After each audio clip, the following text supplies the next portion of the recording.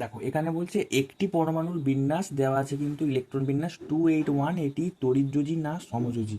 তো এটা very vital question একটা। এখানে দেখো 281, আমরা জানি যে টোটাল ইলেকট্রন হয়ে যাবে কিন্তু 281 মানে 11টা। 11টা ইলেকট্রন কার আছে? সোডিয়াম পরমাণু। তো সোডিয়াম পরমাণু কখন স্টেবল হবে? না, স্টেবল হতে গেলে লাস্ট সেলে অক্টেট কনফিগারেশন, অর্থাৎ 8টা ইলেকট্রন থাকতে হবে। তাহলে সোডিয়াম যদি করে একটা ইলেকট্রন রিলিজ করে দেয়, তাহলে কিন্তু সোডিয়াম তখন 1+ ক্যাটায়নে পরিণত হয়ে যাবে এবং স্টেবল কনফিগারেশন অর্জন করবে। তো সোডিয়াম যদি 1+ হয়ে যায়, অর্থাৎ পরমাণুটা কিন্তু সোডিয়াম যেটা স্টেবল হয়ে গেল 2 8 কনফিগারেশনে, সো এটি কিন্তু একটা নেগেটিভ আয়ন দ্বারা অ্যাট্রাক্টেড হবে, কারণ পজিটিভ আয়ন আর নেগেটিভ আয়ন কিন্তু পরস্পরকে আকর্ষণ করে। যখনই এই আয়ন বিনিময় পদ্ধতির দ্বারা যৌগ তৈরি হবে, তো ডেফিনেটলি এটা হয়ে যাবে কিন্তু আয়নীয় যৌগ। আর আয়নীয় যৌগের অপর নাম কিন্তু তড়িৎযোজী যৌগ। সো সঠিক উত্তর কিন্তু তড়িৎযোজী যৌগ।